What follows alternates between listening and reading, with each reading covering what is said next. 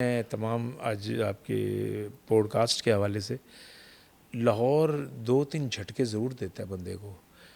एक दफ़ा तो शायद मैंने सामान भी बांध लिया था कि अब नहीं रुकूंगा यहाँ, लेकिन जो बर्दाश्त कर गया, जो रुक गया, फिर लाहौर ने कहा ले आओ, और फिर इसने कहा कि ये तेरा शहर है, फिर ये, और फिर इस सब से मैंने दुनिया में काम किया अल्हम्दुलिल्लाह। पाकिस्तान में क्या, बाहर भी पूरी दुनिया में her end of the world पे हाथ लगा के आया हूँ।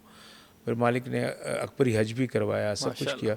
लेकिन लाहौर एक ऐसा शहर है जिसको लाहौर ने दाद दे दी ना, पूरी दुनिया में हर जगह आपको दाद ही मिलेगी।